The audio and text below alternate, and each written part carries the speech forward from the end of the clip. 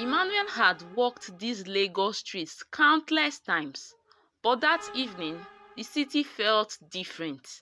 The smell of fried plantains, exhaust fumes, and damp concrete after a sudden drizzle filled the air. Children darted across the streets, chasing stray balls. Hawkers were packing up, and motorbikes weaved dangerously between cars. Emmanuel carried his backpack loosely over one shoulder, thinking about finishing homework for a friend and sending a quick message to his mother. It should have been an ordinary evening, but it wasn't. Out of nowhere, a black van screeched to a halt, its headlights slicing through the dimming light. Policemen jumped out, boots thundering on the pavement. "Stop!" one shouted. Emmanuel froze, confusion twisting into fear.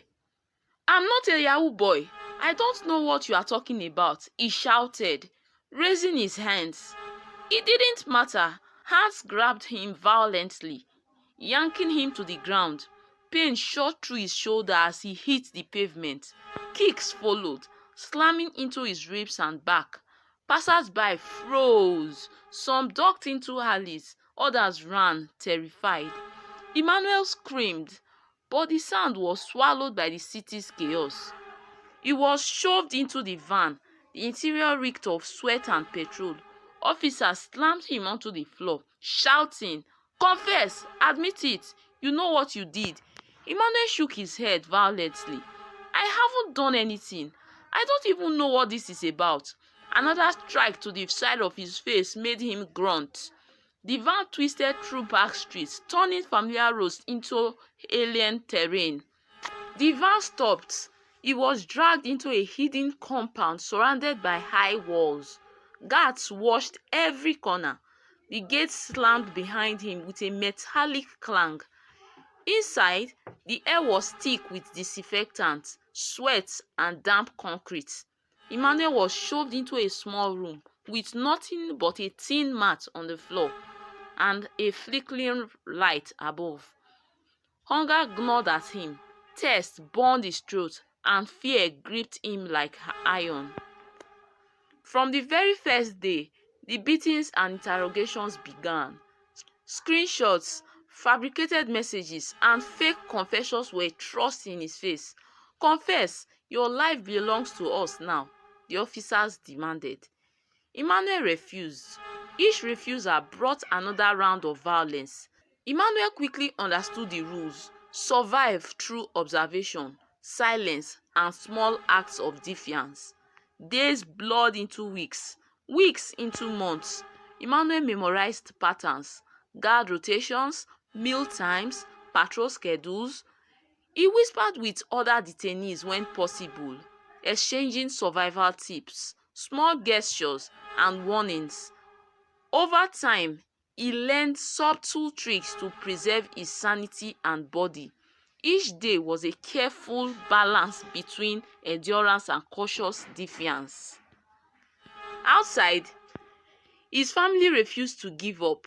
They went from station to station, pleading for information, often met with dismissive shrugs. Friends scoured the streets, mapping areas, sharing tips via WhatsApp, following leads. Each hint often ended in a dead end or worse, danger.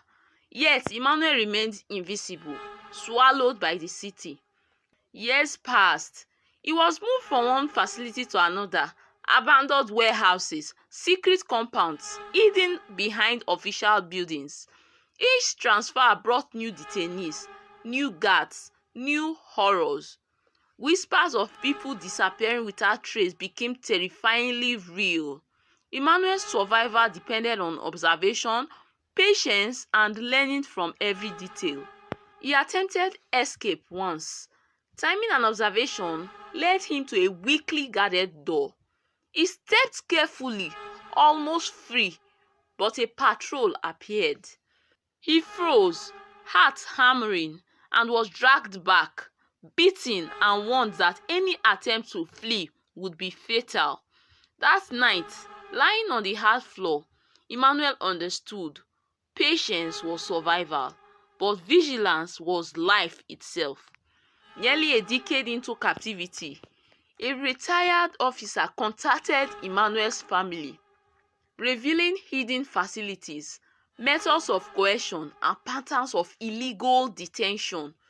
Using this information, the family and a team of private investigators began mapping his likely location. The city became a chessboard of streets, alleys, and compounds. One night, Emmanuel sensed a shift. Guards moved differently. Whispers passed along the corridors. Tension hung in the air. Someone outside was coming for him. He crouched behind a wall, silent as a shadow. The facility erupted in shouts. "Check the rooms!" Footsteps thundered closer. Emmanuel pressed flat against the wall, counting heartbeats. He slid into a small vent, a route he had memorized over months. The metal scraped his arms, and the darkness pressed down on him. But he crawled through silently, bypassing sleeping guards, offices, and rooms full of terrified detainees. At the end of the vent, he emerged in a maintenance tunnel beneath the facility. Pipes dripped overhead. Puddles reflected the faint light. A heavy metal door, long unused, blocked the way. He pushed, groaning with effort, and emerged onto the street. Outside, the city was alive, indifferent. Emmanuel ran, weaving through alleyways, crowded markets, and motorbikes, using the chaos to mask his movements. Every shadow seemed dangerous. Every step could be a trap. He ducked into an abandoned building, collapsing behind a broken wall. His body ached, his lungs burned, but he had survived again. A man on plain clothes, a shadowy ally, had been tracking the network and intercepted him. He offered Emmanuel a small backpack with essentials and a limited phone. He explained that the corruption was vast, multiple facilities, officers rotating, some government officials knowingly turning blind eyes. The threat wasn't over. Emmanuel had to move cautiously, collect evidence, and stay alive. He spent the night planning, memorizing streets, safe places, and supply routes. The city's normal chaos worked to his advantage. Crowded markets, late-night vendors, and motorbikes became cover for his movements. Hours later, Emmanuel spotted an unmarked black van and the men unloading crates into it. Instinct screamed. They were connected to the same network that had held him for 10 years. Survival meant observation and patience, not confrontation. He slipped into shadows, waiting. The van moved, leaving him temporarily unseen. Emmanuel found shelter in another abandoned building. He began documenting everything: routes, license plates, faces, times. Each detail was a weapon against the network.